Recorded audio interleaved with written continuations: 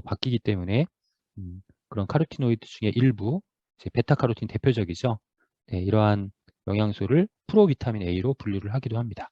비타민 A는 눈의 건강에 도움이 되고 뭐 야맹증 개선에 도움이 되고 이렇게 알고 계시잖아요. 또 피부 건강에도 도움이 되고, 또 많이 알고 계신 게 어떤 내용이죠? 비타민 A를 과잉 섭취하면 독성이 강하다. 독성이 강하기 때문에 가능하면 적게 섭취해야 된다. 이렇게 알고 계실 거예요. 근데 굉장히 큰 오해입니다. 사실 지용성 비타민은 체내에 들어와서 이제 축적이 되기 때문에 몸 밖으로 잘 빠져나가지가 않아요. 이용되고 축적이 될 수 있기 때문에 과잉으로 장기간 섭취를 하게 되면 네, 이 독성을 유발시킬 수 있습니다. 미네랄도 마찬가지고. 반면에 수용성 비타민은 수분과 결합해서 이제 그 운반이 되고 이용이 되기 때문에 몸 밖으로 잘 빠져나가요. 그래서 수용성 비타민은 많이 섭취해도 과잉 섭취해도 별 문제가 없는데 지용성 비타민은 독성을 유발시킬 수 있다. 근데 비타민 A가 독성이 강하다 이렇게 알고 계실 거예요.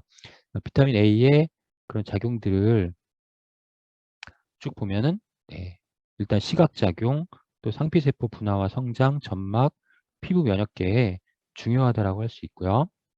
네, 그런데 비타민 A는 정말 중요한 것이 이 면역 기능에 관련된 것이라는 겁니다. 또 상피 조직과 상피 조직의 건강에 중요하다라는 것이 비타민 A의 핵심 기능성이거든요. 이 부분이 굉장히 중요해요. 우리가 이제 망막에 뭐 막대세포, 원추세포가 있는데 이렇게 이제 빛을 감지하거나 색을 감지하는 그런 역할을 하기 때문에 뭐 예를 들어서 밝은 곳에서 어두운 곳에 들어갔을 때 전혀 안 보이다가 서서히 보이기 시작하는 것도 이제 비타민 A의 기능이고, 또 어두운 곳에서 밝은 곳에 나가면 빛이 너무 강하기 때문에 그 주변 사물을 잘 구별하지 못하는 경우도 있는데 이런 것들도 이제 적응하게 도와주는 것이 비타민 A의 작용입니다. 그리고 이제 세포 분화와 성장에 도움이 된다는 것이죠. 그래서 유전자 발현을 활성화하거나 또 저해시키는 역할도 하고, 또 점액 분비세포와 뮤코 다당류를 합성하는 역할도 하고요. 점막 면역에 중요한 역할을 한다는 것입니다. 우리 면역 체계에서 가장 중요한 그 면역 체계가 있는데요. 그게 바로 점막 면역이에요. 왜냐하면 우리 그 몸은 이제 그 외부에 이제 바이러스나 세균이 침입할 때 우리가 이 방어하는 그런 시스템이 있잖아요. 그 방어하는 시스템 피부죠, 피부. 피부 이제 피부가 있고, 그다음에 우리 이제 그 이 겉을 구성하는 건 피부고 우리 몸 안에도 피부가 있어요. 몸 안에도 예를 들면 이 입을 통해서 이 식도, 위, 그다음에 소장, 대장, 항문에 이르기까지 소화관, 이 소화관도 다 피부예요. 피부죠. 왜냐하면 어떻게 우리가 이제 음식을 섭취했을 때 이 음식이 소화관을 지나고 있다면 우리 몸 안에 음식이 들어간 게 아니라 아직까지는 이제 그 소화관 내에서 분해가 돼서 흡수가 되면 비로소 이제 몸 안으로 들어가는 거죠. 그래서 이 소화관의 그 벽도 다 피부라고 할 수 있습니다. 피부와 똑같은 조직이에요. 그런데 이제 우리 몸 안에 들어있기 때문에 피부는 좀 건조하잖아요. 근데 이제 그 몸 안에 있는 피부는 이제 점막이 둘러싸여 있죠. 점막. 그리고 이제 점막이 둘러싸여 있으면서 점액을 분비합니다. 그래서 이제 피부와 좀 틀린 점인데 똑같은 이제 상피 조직으로 분류합니다. 상피 조직. 그래서 이 피부를 비롯해서 소화관, 또 호흡기, 이 기도 기관지를 통해서 폐에 이르는 이 호흡기, 그다음에 생식기, 이렇게 이 그 피부에 해당하는 상피 조직에 해당하는 그런 조직들이 구성이 되어 있는데, 제 외부에서 세균이나 바이러스가 침입할 때는 가장 우리 몸의 외곽을 구성하고 있는 상피 조직을 뚫고 들어오는 거죠. 그래서 이 상피 조직이 건강해야만 면역 기능을 튼튼하게 유지할 수 있다는 겁니다. 상피 조직이 굉장히 중요해서 피부도 중요하고 우리 몸 안에 있는 상피 조직인 점막도 굉장히 중요하다. 우리가 소화기관을 장관 면역이라 해서 장이 굉장히 면역에 중요하다고 하잖아요. 네, 그 이유 중에 하나가 장도 점막으로 구성이 되어 있기 때문에 그렇습니다. 이 점막을 잘 만들어내는 그런 역할을 하는 것이 바로 비타민 A입니다. 그래서 면역에 굉장히 중요한 겁니다. 네. 독성을 따질 그런 뭐 그 상황이 아니라 비타민 A는 정말 중요하기 때문에 우리가 비타민 A를 잘 섭취할 수 있도록 오히려 더 신경을 많이 써야 된다는 거죠. 이제 뮤코 다당류가 이제 그 점액을 구성하는 성분 중에 하나입니다. 뮤코 다당류는 네, 이제 뭐 글리코사미노글라이칸 뭐 굉장히 어려운 용어들이 나오는데 이제 그런 용어들은 이제 뭐 그냥 그런 것들이 있다라고 생각하시면 되고, 조직의 유지와 강도, 유연함을 부여하는 그러한 역할을 하는 영양소가 이제 뮤코 다당류, 우리 몸에서 만들어지는데 이 뮤코 다당류를 생성할 때 비타민 A가 필요하다는 것이고요. 또 피부에 히알루론산이나 뭐 콘드로이친 황산 이런 거 다 뮤코 다당류죠. 그다음에 높은 보수력을 가져서 세포에 적절한 습윤 환경을 예, 제공해 주게 되는 거고요. 그다음에 지금 보시는 히알루론산, 콘드로이친 황산 등과 같은 뮤코 다당류는 어디에 또 있나요? 관절에 있습니다. 관절에 히알루론산, 콘드로이친 황산, 뭐 케라탄 황산 등과 같은 이러한 뮤코 다당류가 관절을 구성하는데 이러한 성분들이 제대로 합성되지 않으면 관절염이 발생하는 것이죠. 그래서 이제 이 비타민 A가 이 뮤코 다당류 합성에 도움이 되고 그다음에 점막을 형성을 해서 박테리아, 바이러스의 침입에 대해서 우리 몸을 보호하는 역할을 하는 것이 뮤코 다당류이다. 그래서 이제 비타민 A가 면역에 굉장히 중요하다고 말씀을 드렸는데 결국 상피 조직 그리고 우리 몸 안에 있는 상피 조직인 점막을 구성하는 역할을 하기 때문에 비타민 A가 상피 세포를 정상적으로 유지하고 또 원활하게 점액을 분비하게 하고 이렇게 되어야만 정상적인 성장 발달을 이루어져서 우리 면역을 건강하게 유지할 수 있다는 것이죠. 비타민 A의 독성은 이제 지용성 비타민이 독성을 나타날 수 있는데 이제 독성을 나타내려면 어느 정도 섭취를 해야 되냐면 권장량의 한 100배 정도 섭취하면 독성이 나타나고요. 그 다음에 수년간, 몇 년 동안, 몇 년에 걸쳐서 매일매일 권장량의 10배 정도 섭취하면 만성 독성이 발생할 수 있습니다. 그러니까 이제 우리가 뭐 권장량의 뭐 몇 배 이상 비타민 A를 섭취하는 경우는 없거든요, 거의. 그렇기 때문에 뭐 독성에 대해서 이제 걱정하실 필요는 없고요. 오히려 비타민 A는요, 우리나라 국민들에게 가장 부족한 5가지 영양소 중에 하나입니다. 그러니까 권장량만큼 섭취하는 비율이 50% 정도밖에 안 돼요. 비타민 A 부족하다는 거예요. 근데 많은 분들이 잘못 알고 계신 거예요. 굉장히 부족한 영양소임에도 불구하고 비타민 A는 독성이 강하니까 섭취하지 말아야 돼. 이렇게 생각하시면 안 되고 오히려 이제 비타민 A가 많이 들어있는 식품이나 또 건강기능식품을 섭취하시는 게 더 중요하다는 겁니다. 면역 기능을 위해서. 그래서 그 부분은 좀 기억해 주셨으면 좋겠고 다만 이제 임신을 하셨을 경우에는 이제 아주 적은 양이라도 과잉이 되면 이 독성이 유발될 수 있으니까 하여튼 그런 어떤 비정상적인 상황을 만들면 안 되겠죠. 그래서 이제 임신하셨을 때만 조금 주의하시면 네, 되겠습니다. 네, 그래서 비타민 A가 부족한 분들이 많고 우리나라 국민들 중에서는 비타민 A 부족하면 점액 분비가 저하되고 점막이 파괴되기 때문에 면역력이 저하될 수 있다. 그리고 비타민 A는 비타민 D와 함께 비타민 A와 비타민 D는 우리 체내의 거의 대부분의 세포에 이 비타민 A의 수용체, 또 비타민 D의 수용체가 존재합니다. 그래서 이제 비타민 A와 D는 우리 모든 세포에서, 우리 몸의 모든 세포에서 거의 호르몬과 유사한 그런 작용을 합니다. 호르몬이라는 것은 이 갑상선이나 부신에서 호르몬 만들어가지고 이 호르몬을 분비하면은 이 호르몬들이 각 신체 기관으로 도달해서 그 신체 기관을 활발하게 기능을 하도록 돕는 물질이 호르몬이죠. 비타민 A와 비타민 D가 그런 호르몬과 유사한 그런 작용을 한다는 것이죠. 그래서 중요하다. 기억하시면 되고요. 이 베타카로틴을 비롯한 카로티노이드들은 일부가 체내에서 비타민 A로 바뀝니다. 그래서 프로비타민 A라고 부른다고 말씀을 드렸는데 이제 비타민 A가 뭐 독성이 있다라는 것들이 너무 걱정되신다 하시는 분들은 이제 베타카로틴을 드시면 돼요. 왜냐하면 베타카로틴은 섭취하게 되면 이미 체내에 비타민 A가 많으면 비타민 A로 전환되지 않아요. 그래서 베타카로틴으로서 그 형태로 존재하면서 독성을 유발시키지 않고 다양한 역할, 항산화 기능을 하기 때문에 이제 이 베타카로틴이 이제 비타민 A의 대안이 될 수 있다라는 것이고요. 이 베타카로틴은 붉은색이나 황색, 색소 계열의 성분이기 때문에 우리가 식물성 식품 중에서 붉은색이나 황색을 띠는 그런 식물성 식품 섭취하시면 베타카로틴을 충분히 얻으실 수가 있습니다. 베타카로틴의 구조가 다음과 같이 보여지는데요. 그 화학 구조에 이중결합이 있습니다. 이 이중결합이 우리가 섭취했을 때 이중결합이 딱 끊어지면서 이중결합이 끊어지면 전자가 이제 발생하죠. 이 전자를 제공해 주는 겁니다. 전자를 제공해 주셔서 누구한테 제공해 주죠? 네, 유해산소한테. 유해산소한테 전자를 제공해 줘서 유해산소를 중화시키기 때문에 유해산소가 우리 세포나 조직을 산화시키는 것을 막아주는 강력한 항산화 영양소로 작용을 하죠. 과연 유해산소가 뭐냐 이런 부분도 좀 알아볼 필요가 있을 것 같습니다. 프리라디칼. 유해산소는 우리가 이제 호흡을 통해 산소를 이용하게 되면 이제 유해산소가 발생을 하는데요. 유해산소는 빈 전자 공간을 하나 가지고 있습니다. 그 전자를 뺏어오려는 그런 성질이 굉장히 강해요. 그래서 이 전자를 빼앗아 오는 것, 전자를 빼앗아 오면 뺏기는 쪽도 있겠죠. 우리 세포가 전자를 뺏기는 거예요. 이 전자를 뺏기는 게 산화고 전자를 빼앗아 오는 게 환원이에요. 그 산화 환원 반응 들어보셨죠? 그래서 이 유해산소는 전자를 하나 빼앗아 와야 되기 때문에 우리 세포막이나 미토콘드리아나 DNA, 핵 여기서 전자를 하나 뺏어오는 거예요. 그러면 이 유해산소는 환원이 돼서 이제 중화가 되는 거죠.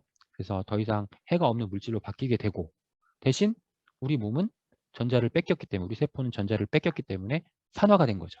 산화가 되면서 이런 그 산화 스트레스를 받게 됩니다. 그래서 세포가 망가지고 또 그런 세포가 모여있는 조직에 문제가 생기는 거죠. 현대인들에게 건강에 가장 위협적인 요인 그리고 노화와 질병의 가장 근본적인 원인이 바로 이제 유해산소라고 많이들 얘기를 하죠. 그래서 이제 현대인들의 건강을 위해서 이 항산화가 굉장히 중요하고 이 유해산소를 막아주는 그런 역할을 하는 항산화 영양소가 중요하다. 그 항산화 영양소 어떤 역할을 하는 거죠? 우리 세포가 빼앗겨야 할 전자를 대신 전달해 주는 거죠. 대신 전달해 주는 것이 이제 항산화 영양소. 그렇기 때문에 세포를 보호하는 그런 기능을 하게 됩니다. 앞서 말씀드렸듯이 이제 산화환원 A라는 물질은 전자를 가지고 있는데 B라는 물질에게 전자를 뺏기게 되는 거죠. 그럼 A는 전자를 뺏겨서 산화되는 거고 B는 전자를 얻어서 이제 환원이 되는 겁니다. 그래서 이 산화환원 반응은 우리 몸에서 어마어마하게 굉장히 중요한 반응이에요. 에너지가 생성되는 반응. 우리가 뭐 탄수화물을 섭취하고 단백질을 섭취해서 에너지로 이제 바꿔서 그 에너지를 이용해서 생명 활동을 유지하잖아요. 이 에너지를 만들어내는 과정이 다 산화환원 반응이에요. 왜냐하면 이 과정에 전자들이 이동을 하면서 전자가 이제 나가면 산화, 얻으면 환원, 산화환원 반응에 의해서 에너지를 발생시키는 그러한 메커니즘을 가지고 있기 때문에 산화환원 반응이 굉장히 중요한데 이제 유해산소도 역시 산화환원 반응으로 우리 그 몸에 피해를 입힌다라는 거고 네, 베타카로틴은 특히 이제 항산화 영양소로서 전자를 제공해서 유해산소를 중화시키게 되는데 특히 우리 몸 전체에서 다 이제 항산화 작용하는 게 아니라 베타카로틴의 경우에는 상피 조직, 앞서 말씀드렸던 상피 조직 기억나시죠? 네, 우리 몸의 가장 외곽을 구성하는 어, 우리 몸의 최전선 방어막 이 상피 조직의 그 항산화를 담당하고 있기 때문에 아주 중요합니다. 그래서 상피 조직 아까 말씀드렸듯이 크게 4가지 조직이 상피 조직에 해당된다. 네, 피부와 소화기와 호흡기와 생식기 네, 이렇게 상피 조직의 건강에 도움이 된다는 거고요. 비타민 A와 베타카로틴에 대해서 정리를 해보면 비타민 A 눈 건강, 그 다음에 베타카로틴 마찬가지로 상피 조직 건강, 그리고 면역 건강. 비타민 A가 면역력에 있어서 좀 굉장히 과소평가 받고 있습니다. 그래서 면역력에 있어서는 비타민 A도 굉장히 중요하다는 점도 꼭 기억해 주시면 좋겠습니다. 다음 이제 비타민 D에 대해서 알아볼게요. 비타민 D도 지용성 비타민이고 이제 뼈의 그 건강에 도움이 됩니다. 왜냐하면 칼슘의 대사를 조절해서 뼈는 칼슘이 많이 이제 주성분이기 때문에 칼슘의 대사를 조절해서 뼈의 건강을 유지하는 데 도움이 되고요. 또 비타민 D는 면역 비타민이라고 합니다. 면역 기능이 굉장히 중요한 역할을 하기 때문에 면역 비타민이라고 하기도 하고 또 비타민 D는 뭐 비만과 당뇨와의 관련성이 제기되고 있기도 하고 또 다양한 그런 잠재적 가능성을 가지고 있습니다. 왜냐하면 앞서 말씀드렸듯이 우리 몸의 대부분의 세포에는 비타민 D 수용체가 있기 때문에 우리 몸 모든 세포에 다 영향을 미치기 때문에 그렇습니다. 비타민 D는 우리가 이제 비타민 D의 전구체가 우리 피하 조직에 피부 밑에 있습니다. 그래서 자외선을 받아서 이제 비타민 D로 전환이 되는 거예요. 혹은 비타민 D가 포함되어 있는 식품, 음식으로 섭취할 수 있겠죠. 그럼 이제 이렇게 만들어진 비타민 D가 바로 이용되는 것은 아니고요. 간과 신장에서 우리 몸에 이용될 수 있도록 바뀌게 됩니다. 그 형태가 바뀌게 돼서 최종적으로 이제 조직에 가서 이제 이 바뀐 형태의 이런 활성형 비타민 D가 이제 작용을 하게 되는 것이죠. 그리고 이제 이 과정에서 이 비타민 D를 활성형으로 바뀌는 데에는 이제 그 부갑상선, 갑상선 이제 그 갑상선 이제 그 주위에 존재하는 부갑상선이 있는데 이 부갑상선 호르몬과 비타민 D가 칼슘의 대사를 조절하기 때문에 중요하다. 비타민 D는 면역 미네랄이라고 말씀을 드렸죠. 그 미국의 전 대통령 트럼프 대통령이 코로나에 감염된 적이 있습니다. 코로나에 감염되었을 때 이제 영양소 중에서 이 치료를 위해서 활용된 것이 비타민 D와 아연이었습니다. 비타민 D와 아연, 그만큼 이제 면역에 도움이 된다고 하고요. 또 비타민 D는 이제 물리적인 장벽, 앞서 말씀드렸던 상피 조직이 이제 우리 몸의 물리적인 장벽이라고 보시면 돼요. 이 물리적 장벽을 강화시킬 수도 있고요. 그 다음에 선천 면역과 후천 면역도 강화시킬 수 있다. 그 선천 면역, 말 그대로 우리가 태어났을 때부터 가지고 태어나는 면역 체계, 뭐가 있나요? 면역 세포, 면역 기관, 이런 것들은 선천 면역이 태어날 때부터 가지고 태어나잖아요. 선천 면역도 강화하는 기능도 있고, 후천 면역은 뭐예요? 후천 면역은 태어난 다음에 생성되는 면역 체계, 대표적으로 항체를 뜰 수 있습니다. 태어나서 바이러스가 침입하면 그 전에는 그 항체가 없었죠. 이 침입한 바이러스에 대해서 대항하는 항체를 그때야 비로소 만들어내는 거죠. 그래서 이제 이 항체가 대표적인 후천 면역인데, 이 비타민 D는 후천 면역도 강화시키는 그러한 역할을 하는 비타민입니다. 그래서 비타민 D는 면역 기능에 정말 중요한 그런 역할을 한다는 것이고요. 또 이 비타민 D가 새로운 그런 가능성들이 계속 제시가 되고 있고, 우리 전 세계적으로 이 비타민에 관련된 연구는 비타민 C와 비타민 D가 가장 많이 지금 진행이 되고 있어요. 비만일 경우에 비타민 D의 농도가 낮다라는 것이 밝혀졌습니다. 그러니까 비만인 경우에도 이 비타민 D의 대사가 원활하게 진행되지 않는다라는 것이고, 당뇨가 있으신 분들도 비타민 D가 체내의 수준이 굉장히 낮게 나타났습니다. 그러니까 이제 거꾸로 생각하면 이제 비타민 D를 충분히 제공했을 때 비만이 될 가능성, 당뇨의 발생 가능성을 줄일 수 있다라고 우리가 이제 해석할 수 있다라는 것이고, 관련된 연구가 지금도 활발하게 진행이 되고 있고요. 그리고 앞서 말씀드렸듯이 비타민 D 수용체가 VDR, 네, 비타민 D 리셉터, 그래서 약자로 VDR이라고 하는데, 모든 세포에 존재하기 때문에 이 세포 내에서 유전자 발현에 영향을 미치고 세포가 정상적으로 기능하는 데 도움이 되고, 세포 분화와 세포 성장, 네, 면역에 관여한다는 것이고요. 지금 현재 비타민 D에 관련된 연구들을 쭉 보시는데, 거의 현대인들에게 발생할 수 있는 대부분의 질병에 비타민 D가 영향을 미친다는 것이 이제 조금씩 알려지기 시작했습니다. 그래서 가장 활발하게 진행이 되고, 또 일부 이제 그 연구에서는 그 효과가 입증되기도 했습니다. 그래서 앞으로 가장 가능성이 크고 또 많이 이제 부각이 될 그런 영양소, 비타민 중에 하나 비타민 D라는 것이죠. 대사증후군뿐만 아니라 면역 기능 관련, 또 심혈관 건강, 또 두뇌 건강까지도 비타민 D가 영향을 미치기 때문에 비타민 D를 충분하게 섭취하시는 것이 중요하다라는 점을 좀 강조하고 싶은데, 그렇지만 안타깝게도 우리나라 국민들은 비타민 D의 부족 비율이 굉장히 높습니다. 10명 중에 9명이 비타민 D가 부족한 상태예요. 네. 그래서 이 비타민 D는 충분히 보충하는 것이 좋겠다. 비타민 D의 권장량은 인터내셔널 유닛 IU라고 하죠. 400 IU가 이제 권장량인데요. 보통 지금 뭐 매스컴을 보시면요, 보통 비타민 D를 어느 정도까지 권장하냐면 최소한 2000 IU 정도를 지속적으로 섭취해야 된다라고 합니다. 전문가들이, 네, 학계에서, 과학계에서 2000 IU, 그러니까 권장량이 400인데 2000 IU니까 권장량의 5배까지는 섭취를 해야만 앞서 보셨던 그런 다양한 가능성에 대한 효과를 우리가 기대할 수 있다는 것이죠. 그래서 이제 최적 섭취량은 2000 IU, 권장량의 5배에 해당하고요. 임상적으로 이제 건강에 도움이 되는 양은 4000 IU까지 주장하는 그런 전문가들도 있습니다. 그리고 안전 섭취량은 4000 IU, 그러니까 10배까지도 계속 섭취해도 이제 문제가 안 된다는 것이고, 이 상한 섭취량이라는 것은 뭐냐면 이제 이 상한 섭취량까지 섭취해도 전혀 아무런 부작용이 나타나지 않는다. 그러니까 안전 섭취량이라고 보시면 됩니다. 그래서 이 상한 섭취량이 어느 정도 되냐면, 영아는 태어나서 1년 미만의 아기죠. 1년 미만의 아기도 1000 IU까지 섭취해도 안전하다라는 겁니다. 무슨 얘기냐면 성인의 권장량이 400인데 1살 미만의 아기도 1000까지 섭취해도 안전하다라는 거죠. 그러니까 음, 굉장히 안전한 그런 비타민이고, 오히려 이 건강에 매우 중요한 역할을 하기 때문에 더욱더 충분한 섭취를 해야 된다는 것이, 네, 그 일반적인 견해죠. 비타민 D는 그래서 뼈 건강, 면역 기능, 앞에서 보셨던 다양한 그런 새로운 그런 가능성들에 대한 연구가 활발하게 진행이 되기 때문에 비타민 D가 계속 이제 주목을 받고 있고, 앞으로도 이제 어, 더욱더 중요한 영양소로 계속 부각이 될 것으로 예상이 되고 있습니다. 비타민 D 충분하게 섭취는 정말 중요합니다. 저는 이제 비타민 D가 정말 중요하다 생각하는 사람인데, 가능하면 비타민 D를 충분하게 섭취할 것을 권장을 드립니다.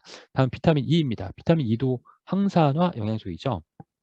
항산화 영양소, 지용성 비타민 중에서 이제 항산화 영양소입니다.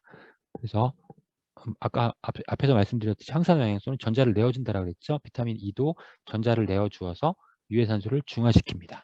그런데 비타민 E는 지용성 비타민이기 때문에 지질의 산화, 그러니까 우리 몸에서 지방 조직이 산화되는 것, 또 우리 몸에 있는 지방이 산화되는 것을 막아주는 항산화 역할을 하는 거죠.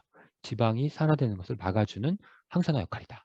그러면 또 다른 항산화 영양소 뭐 뒤에 나오겠지만 비타민 C는 수용성 비타민이죠. 그러니까 지방 이외에 다른 조직의 항산화 기능을 담당하는 것이 비타민 C라고 이해하시면 됩니다. 이제 비타민 E가 왜 중요하냐면 심혈관계 건강에 굉장히 중요합니다. 우리 그 혈관 안에는 지방들이 이렇게 이동하고 있죠. 지방들이 이제 뭐 지방 조직으로 축적되기 위해서 이동하기도 하고, 우리가 섭취한 지방이 흡수돼 가지고 혈관 중에 뭐 콜레스테롤도 이동하고 중성 지방도 이동하죠. 그런데 이제 어, 가만히 생각하면 물과 기름은 섞이지 않잖아요. 섞이지 않는데 이 혈관은 혈액으로 구성되어 있는데 대부분의 수분입니다. 대부분 수분인데 이 안에 지방이 막 자유롭게 이동하고 있어요. 이거 되게 이상하잖아요. 그 지방은 물과 섞이지 않는데 왜 그럴까요?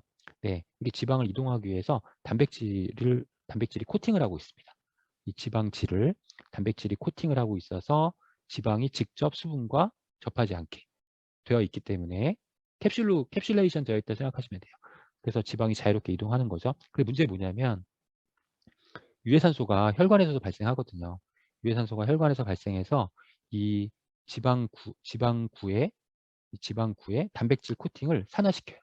단백질 코팅을 산화시키면 그 단백질 코팅이 파괴되죠. 파괴되면 그 안에 있던 지방이 그대로 물에 접하게 되는 거죠. 그럼 물과 기름은 안 섞이니까 어떻게 되겠습니까? 이 지방이 밀려나요. 밀려나서 혈관벽에 붙게 돼 있습니다. 혈관벽에 계속 붙는 거죠. 그러니까 지방이 산화되면 특히 LDL 콜레스테롤 같은 경우가 중성지방도 마찬가지고 산화가 되면 이 혈관벽에 계속 붙는 거예요. 붙으면은 나중에 딱딱해지고, 지방은 굳잖아요. 딱딱해지면서 혈관을 막게 되는 거죠. 그래서 결국은 혈관 폐색 혹은 그렇게 되면 동맥경화와 같은 심혈관계에 그런 문제를 유발시킬 수 있습니다. 그래서 비타민 E의 가장 큰 작용은 혈관 내에서 지방의 산화를 억제한다. 그래서 LDL 산화를 억제한다라고 하는데요. 비타민 E가 LDL 산화를 억제하면 그 LDL이 혈관벽에 축적되지 않기 때문에 혈액 흐름을 원활하게 해준다. 이게 가장 중요한 기능이고요.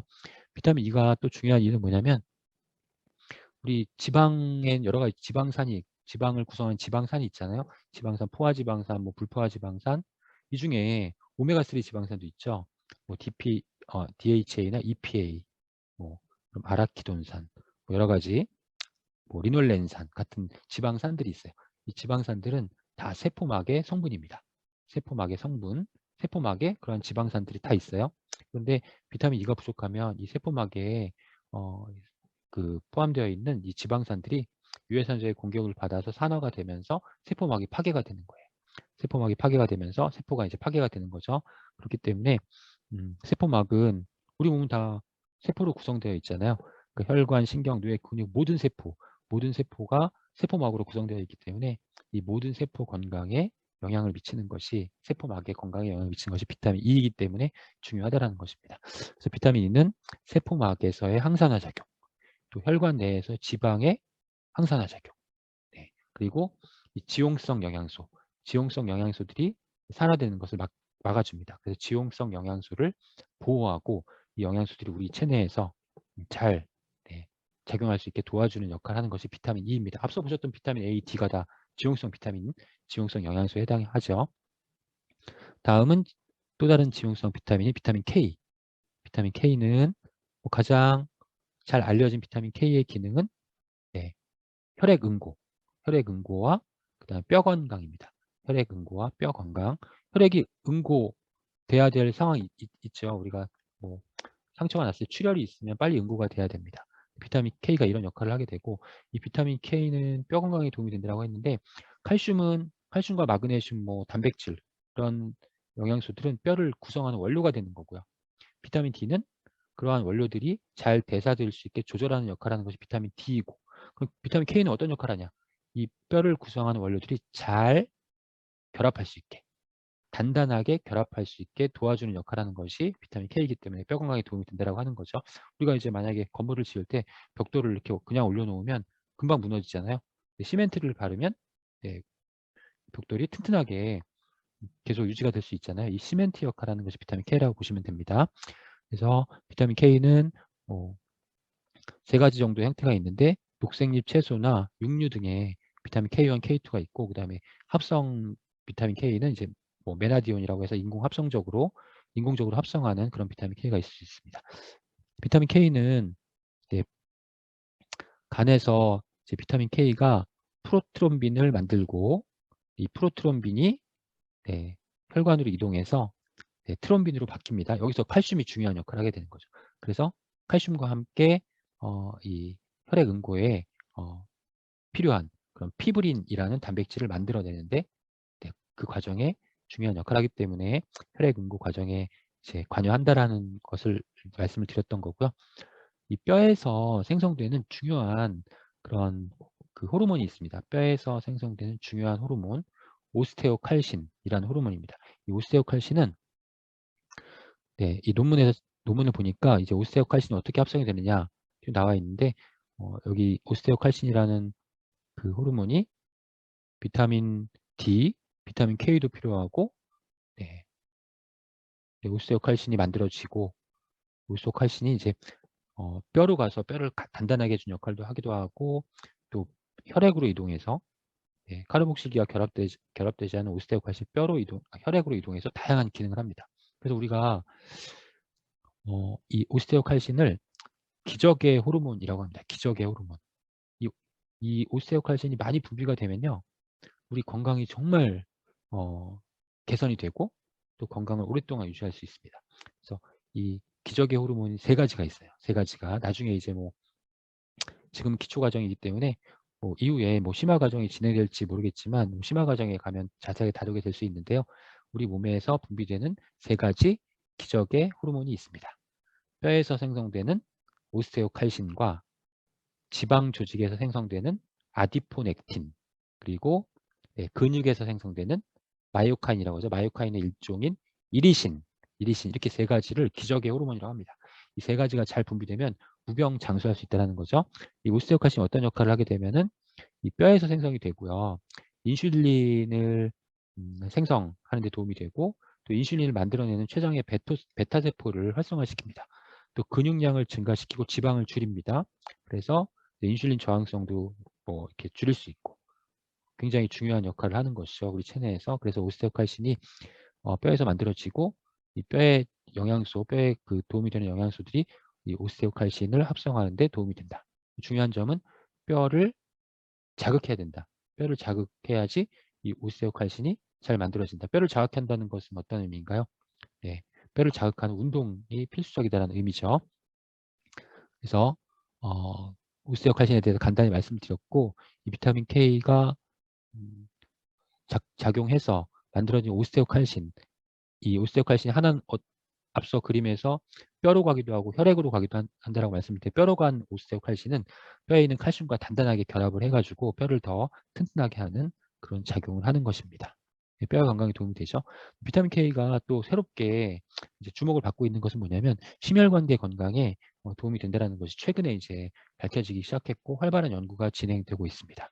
이형 당뇨병이나 비만, 심혈관 질환 예방에도 기여하는 것으로 이제 밝혀져 있고요. 비슷한 연구들이 굉장히 많이 진행되고 있습니다. 비타민 K는 우리가 심혈관계 건강을 위해서도 필요한 비타민이다라고 기억해 주시면 좋겠습니다. 예전에는 비타민 K가 우리 장내에 세균에 의해서 만들어졌어요.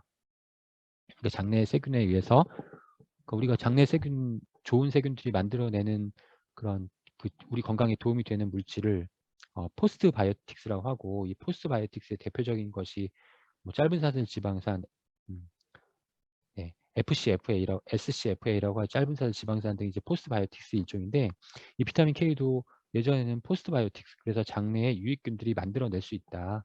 그래서 그 만들어낸 비타민 K를 우리가 활용하면 된다. 비타민 K를 음식을 통해서 섭취하는 게 중요하지만 그 영양제를 통해 섭취할 필요는 없다라고 했었는데, 이 비타민 K가 잘 만들어지지 않는다는 것이 밝혀지면서 비타민 K가 이제 중요한 영양소로 이제 다시 주목을 받게 된 거죠. 그래서 종합 비타민, 미네랄, 건강기능식품의 비타민 K가 대부분 다 요즘은 다 함유가 되어 있습니다. 왜 그러냐면 우리 현대인들의 장 건강 상태가 워낙 안 좋아졌기 때문에 유해균이 너무나 많아져 가지고 이 비타민 K를 잘 만들어내지 못하기 때문에 그렇습니다. 그래서 비타민 K도 보충을 해야 되는 중요한 지용성 비타민이고, 비타민 K의 기능을 정리해 보자면 혈액 응고, 또 뼈의 건강, 그다음에 뭐 당뇨나 심혈관 건강에 도움이 될 수 있는 그러한 영양소로 정리해 주시면 좋겠고요. 네, 다음에 이제 수용성 비타민 넘어가 보겠습니다. 수용성 비타민, 비타민 B군입니다. 비타민 B군은 네, 8가지가 있어요. 비타민 B1, B2, B3 이렇게 8가지가 있습니다. B12까지. B12까지면 12가지가 아니냐? 그런데 중간중간에 또 비타민 B의 자격을 상실한 그런 영양소들이 있기 때문에 8가지밖에 없습니다. 비타민 B군의 가장 대표적인 기능은 뭐냐면 우리가 이제 음식을 섭취하고 에너지를 만드는 과정이 이제 지금 보여지고 있는데요. 포도당에서 미토콘드리아에서 이제 뭐 전자 전달계 쭉 지나서 ATP 형태로 에너지를 만드는 거죠. 이 에너지를 만들면 이 에너지가 이제 마그네슘과 결합을 하고 있다가 필요할 때 사용되는 건데, 여기서 각각 과정에 비타민 B가 다 중요한 역할을 하게 됩니다. 그래서 비타민 B군은 에너지 대사를 활성화하는 그러한 비타민이다. 이렇게 이해하시면 돼요. 우리가 피곤할 때 피곤하다 그러면 어떤 비타민을 권장합니까? 비타민 C나 비타민 B를 권장하죠.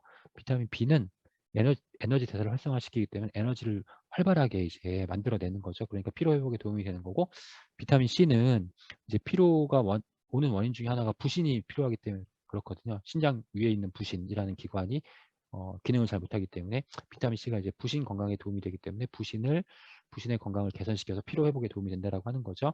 피곤하신 분들에게는 비타민 C나 비타민 B군을 권장하게 되는데, 그 이유가 여기에 있다. 에너지 대사를 활성화한다.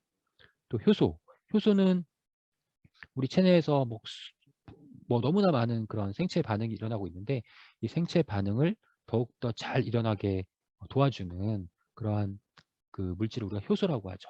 이 효소의 구성 성분이 바로 비타민 B입니다. 우리 몸에 있는 효소는 단백질로 구성이 되어 있고, 이 효소가 불활성 효소예요. 불활성 효소. 그러니까 우리 몸에 있는 효소 자체가 그 작용을 할 수 없어요. 비타민 B군이나 미네랄과 결합을 해야만 이 효소가 활성화되는 거예요. 그래서 비타민 B군과 미네랄이 중요하다고 하는 거고요. 그다음에 비타민 B는 심혈관계 건강에도 도움이 됩니다. 심혈관계 건강.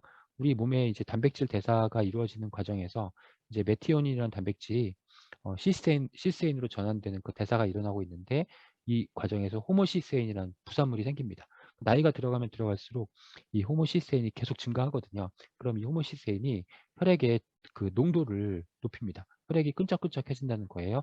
그래서 혈액 흐름이 잘 안 되고 심혈관계 질환이 발생할 수 있게 하는 거죠. 심혈관 질환의 원인 물질 중에 하나가 호모시스테인.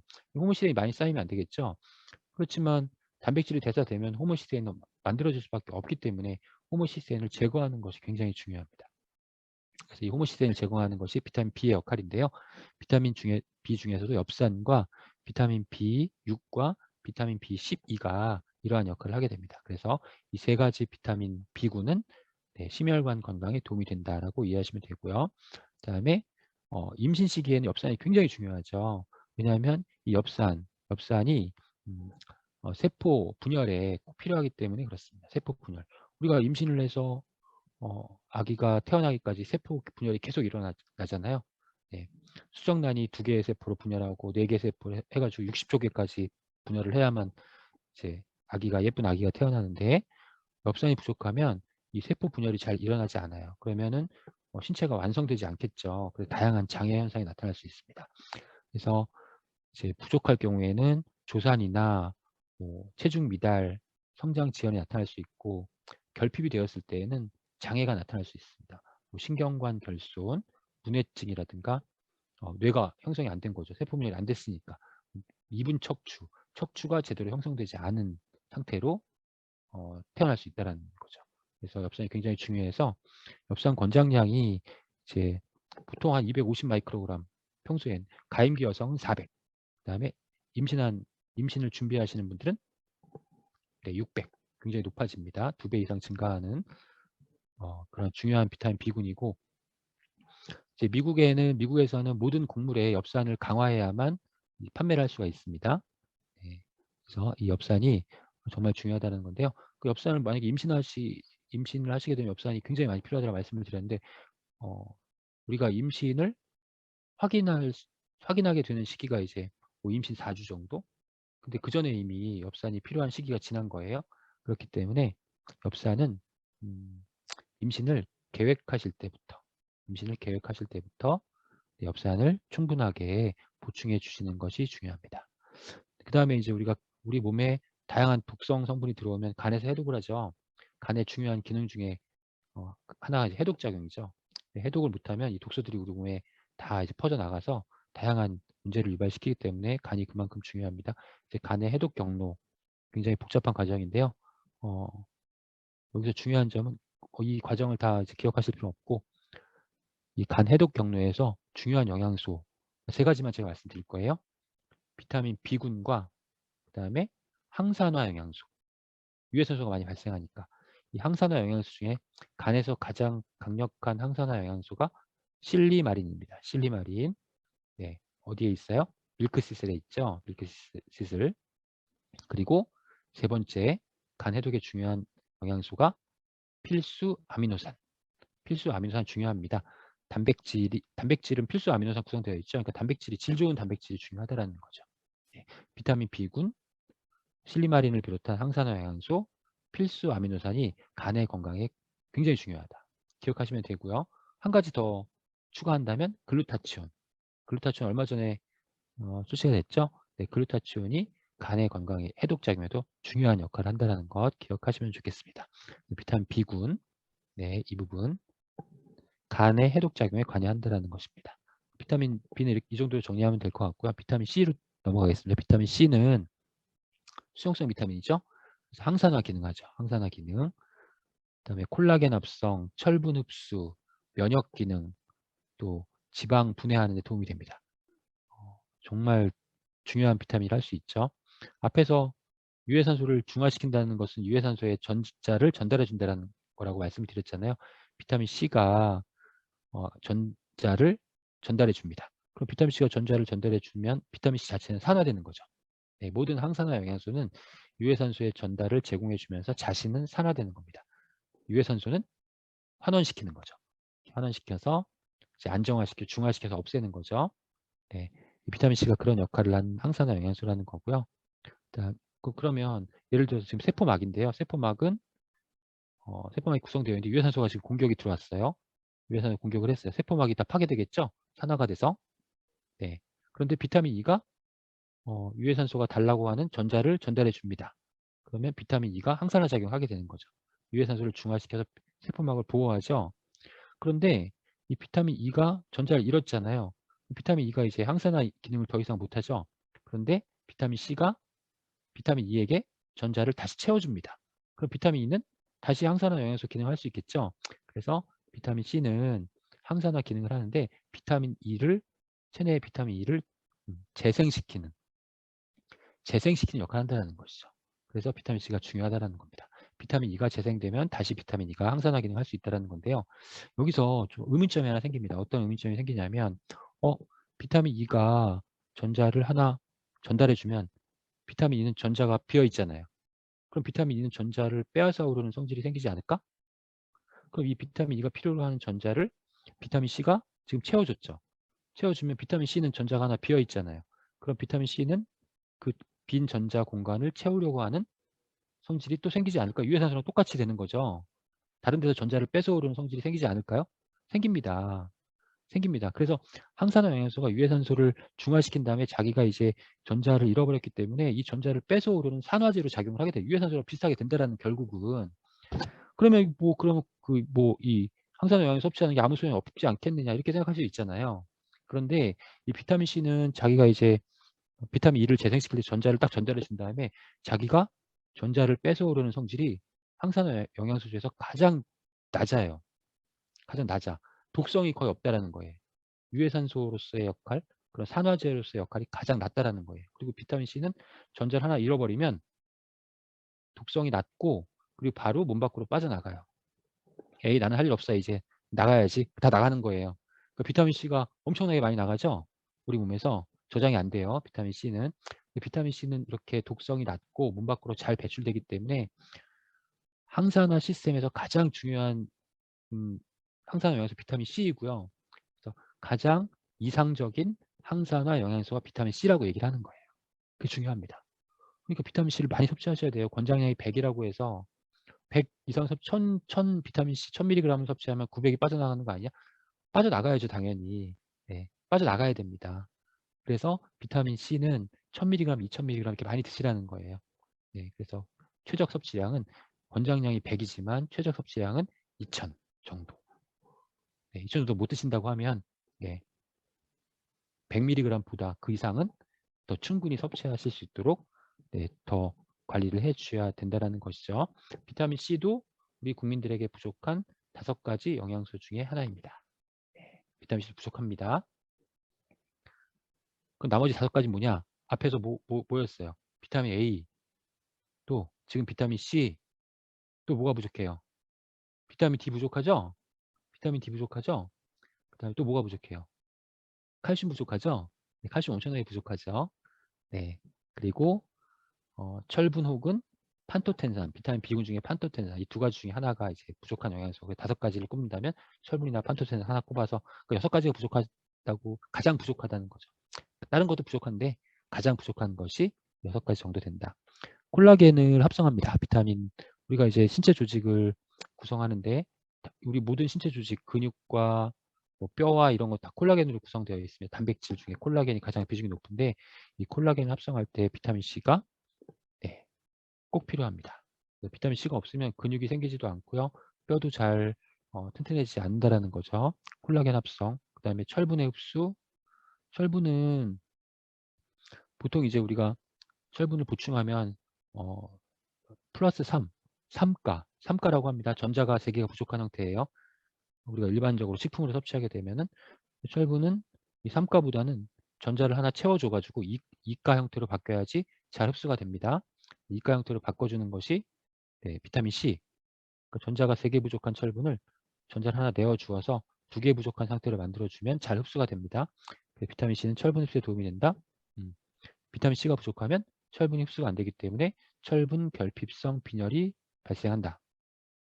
그리고 우리 이제 앞에서 콜라겐 합성, 지금 철분 흡수, 이게 언제 굉장히 중요하냐면 성장기 어린이 청소년 때 철분이 잘 흡수해서 혈액을 많이 만들어야 되고 콜라겐이 잘 합성이 돼서 근육 성장, 뼈 성장을 이루어야 되는데 이때 중요하기 때문에 비타민 C는 성장기 어린이 청소년 시기에도 가장 중요한 영양소라고 할 수 있습니다.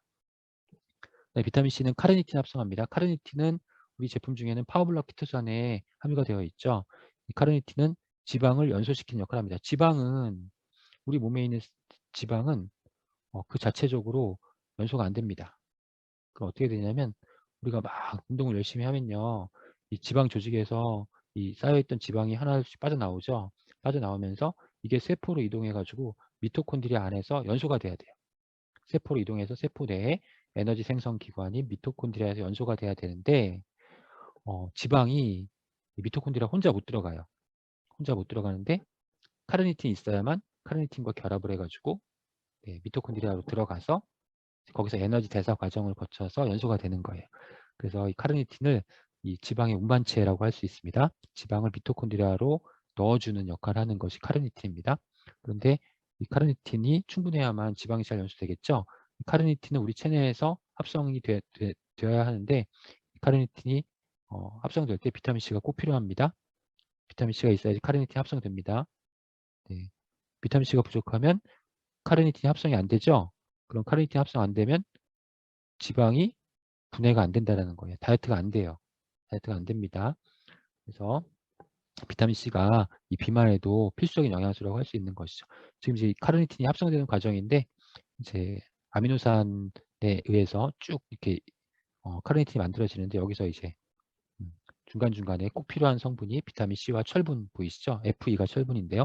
비타민 C와 철분이 중요한 역할을 한다는 것이죠. 그 다음에 이제 우리가 스트레스를 받는 상황에서 이 스트레스를 조절하기 위해서 이제 부신에서 다양한 호르몬을 만들어냅니다. 스트레스 호르몬은 부신에서 만들어지죠. 그래서 이 부신에서 만들어지면서 스트레스 호르몬이 분비가 되면 이 스트레스에 의한 신체의 변화를 조절하는 역할을 하는 것이 스트레스 호르몬입니다.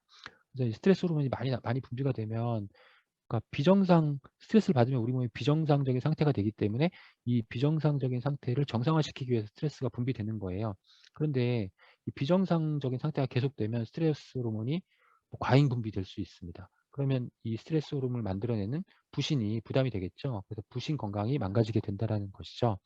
그래서 스트레스 가능하면 안 받으시면 좋고, 이 부신이 기능이 약화될 수 있으니까 이 부신 건강에 도움이 되는 영양소가 중요한데요. 비타민 C가 이 부신 건강에 도움이 되는 대표적인 영양소 중에 하나입니다. 그래서 부신 건강에 도움이 되고, 또 스트레스로부터 우리 몸을 보호하는 역할을 하죠. 스트레스 관련 장애를 개선하는데 비타민 C가 꼭 필요하다. 부신이 약해지면 만성 피로를 쉽게 느낍니다. 그래서 앞에서 제가 비타민 C와 비타민 B군을 만성 피로를 호소하시는 분들에게는 가장 먼저 권장을 하게 된다라고 말씀을 드렸었죠. 네, 비타민 C는 오래 전부터 이제 호흡기계 감염 억제 효과가 있다는 연구들이 활발하게 진행이 되고 어느 정도 효과가 입증되었습니다. 그래서 뭐 감기 예방하기 위해서 비타민 C를 많이 섭취해야 된다라는 그런 얘기들을 많이 들어보셨을 거예요. 그런데 이제 감기는 이제 바이러스에 의한 질환이잖아요. 이제 호흡기계 질환이 대부분 이제 바이러스가 이제 호흡기를 침투해가지고 유발되는 그런 질환인데요. 대표적인 요즘 막 난리인 네, 코로나도 바이러스잖아요. 바이러스가 폐로 이제 들어오잖아요. 호흡기로 들어와서 이제 유발되는 그러한 질병인데요. 1970년대 이후에는 이제 백신이 발달하게 됩니다. 그래서 이제 바이러스로 인한 질환을 백신들이 다 바이러스를 제거를 했거든요. 그래서 비타민 C가 그 중요성이 좀 간과됐어요. 그런데 2000년대 들어오면서 백신이 잘 말을 안 듣는 거예요. 사스나 뭐 신종플루, 메르스, 코로나에 이르기까지 기존의 백신이 소용이 없게 된 거예요. 부랴부랴 이제 그 바이러스를 억제할 수 있는 백신을 뭐 만들어야 된다 막 엄청나게 빨리 진행을 해서 사실은 백신이 잘 듣지도 않잖아요. 그러니까 사실 뭐 코로나 백신 같은 경우에 2, 3년 만에 이렇게 나올 수가 없는 거 백신이라는 게 보통 한 10년 이상 걸려야 돼요. 왜냐하면 뭐 부작용도 잡아야 되고 실제로 그 바이러스가 변이를 일으키지 않게 하는 그런 백신이 나와야 되는데 워낙 이제 급박하다 보니까 임상도 빨리빨리 하고 대충은 아니겠지만 하여튼 뭐 중간에 그 거쳐야 할 과정을 다 생략을 하고 급하니까 이렇게 만들어낸 백신이라서 이제 뭐 효과가 이렇게 많이 예전의 백신에 비해서는 많이 떨어지는 게 사실이죠. 우리가 백신 뭐 3차, 4차, 지금 5차까지 맞으신 분들이 지금 제가 아는 분들도 5차까지 맞으신 분들이 또 코로나 감염됐다고 또 집에 계신 분들 많이 계세요. 백신이 잘 안 된다는 거죠. 그래서 이제 새로운 바이러스에는 이제 그 백신이 잘 역할을 못하고 이 바이러스에 대처할 수 있는 방법을 찾아야 되는데 이 비타민 C가 이제 그래서 이제 이 비타민 C의 항바이러스 효과 그리고 이제 고농도 요법에 대한 그런 연구들이 다시 활발해지고 있습니다. 그래서 비타민 C에 대한 활발한 재평가가 이루어진다라는 것도 기억하시면 되고요. 비타민 C는 네, 수용성 비타민이기 때문에 체내에서 수분 농도가 높은 조직, 뭐 혈관, 뭐 폐, 눈 이런 데 비타민 C가 많아요. 부신에도 많고요. 비타민 C가 저장이 안 된다? 하나도 저장이 안 된다? 그건 아니에요. 네. 유해산소를 중화시키는 역할을 하는 비타민 C가 다 빠져나가는 것이고 실제로 이런 수분 농도가 높은 조직에는 부신에도 비타민 C가 농도가 굉장히 높습니다.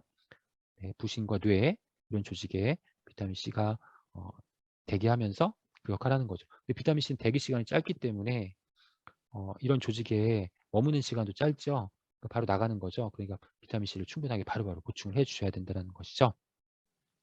다양한 기능성이 있습니다. 지금 활발하게 연구가 진행되고 있는데 항당뇨, 항고혈당, 폐보호, 심장보호, 또 현대인들의 건강에 위협 요인인 염증, 항염증, 그다음에 항산화, 뭐 항바이러스, 면역 조절, 자가 포식 뭐 이런 과정에 다 관여하는 가능성이 굉장히 큰 그런 비타민이라는 점 잘 기억하셨으면 좋겠습니다. 자가 포식이라는 거는 우리 몸에 문제가 생긴 그런 그 조직이나 기관은 자체적으로 제거를 하거든요. 이걸 자가 포식 과정이라고 합니다. 비타민 C가 중요하다는 점 기억해 주시면 되고요. 비타민 C는 앞에서 100mg으로 선정한 이유가 100mg 섭취하면요. 그 이상 섭취하면 비타민 C가 빠져나오기 하기 때문에 100mg까지만 필요하다라고 해서 권장하게 잡아놓은 거거든요. 실제로 이제 인간은 비타민 C를 만들지 못하지만은 동물들은 비타민 C를 만들거든요. 비타민 C를 만드는데 이 동물들을 보면 자체적으로 비타민 C 만들어 가지고 자기 몸에 필요한 양의 50배에 달하는 비타민 C가 막 빠져나오는 거야. 그러면 비타민 C를 이 동물들의 그런 그 몸은 되게 비효율적인 거라고 할 수 있나요? 왜? 필요한 양만큼만 딱 만들지 왜 어마어마하게 만들어 가지고 필요한 양만큼의 50배를 몸 밖으로 배출을 계속 시키고 있는 걸까요? 왜 만드는 걸까요? 네. 음. 굉장히 아직까지 풀지 못한 미스테리인데 이제 우리가 어떤 이제 그 가설을 세우고 있냐면 얘네들이 그렇게 필요 없이 많은 비타민 C를 만드는 데 이유가 있을 것이다. 이유가 있을 어떤 이유가 있냐면 네, 비타민 C가 체내에서 다양한 작용을 하고 다양한 작용을 다한 비타민 C가 체내로 배출되는 것이다. 체외로 배출되는 것이다. 이렇게 이제 가설을 세우고 활발하게 연구가 진행이 되고 있습니다. 최적 섭취량은 1000에서 3000mg, 또 우리가 이제 메가도스, 질병을 치료하기 위해서 비타민 C를 사용하는데요. 비타민 C는 치료를 하기 위해서는 1000mg 이상, 20,000mg, 30,000mg 굉장히 높은 농도로 치료에는 사용이 됩니다. 그래서 이 비타민 C가 그만큼 중요하다는 것이죠. 이 비타민 C의 항암 기능에 대한 연구도 활발하게 진행이 되는데요. 이 비타민 C가 종양세포에 침투를 하게 되면 비타민 C가 종양세포에 침투를 하게 되면 원래는 비타민 C는 항산화 영양소죠. 항산화 영양소인데 그래서 유해산소를 억제하는 기능을 가지고 있는 것이 비타민 C인데요. 비타민 C가 특이하게 종양세포에 침투하면 산화제로 작용을 해요. 유해산소와 똑같은 역할을 해요. 비타민 C가 들어가서 이 종양세포 내에 또 다른 항산화 영양소인 글루타치온이 있는데요. 이 글루타치온을 산화를 시켜요. 비타민 C가. 글루타치온이 산화가 됐죠. 산화가 되면 글루타치온이 항산화 기능을 못해. 그러면 종양세포에서 유해산소가 어마어마하게 발생을 하게 되는 거야. 이 유해산소를 제거하지 못해서 이 유해산소에 의해서 암세포가 사멸되는 메커니즘이 제한이 됐어요. 그래서 활발하게 연구가 진행이 되고 있습니다. 그 비타민 C가 다른 작용을 한다는 거죠. 체내에서는 항산화 작용하지만 정상적인 상태에서는 암세포로 들어가면 네, 유해산소와 똑같이 산화제 역할을 한다. 네, 그런 부분들이 실험관 시험에서 그러니까 몸 아니 동물 실험이나 사람을 대상으로 한 임상 시험이 아니라 시험관 시험에서 종양세포에 비타민 C를 투여했을 때 이 종양세포가 파괴된다는 것들이 이제 밝혀지면서 이 항암에 대한 연구가 활발하게 진행이 되고 있습니다. 네, 오늘은 비타민까지만 해야 될 것 같습니다. 뭐, 1시간 더 할까요? 네, 우리 음, 나머지 부분, 미네랄에 대한 부분은 좀 짧기도 하고요. 그래서 다음 주에 항산화 영양소 하면서 같이, 네, 다뤄보도록 하겠습니다. 네, 오늘 긴 시간 동안 고생 많으셨고요. 네, 제가 마이크를 또 이윤선 차장님께 다시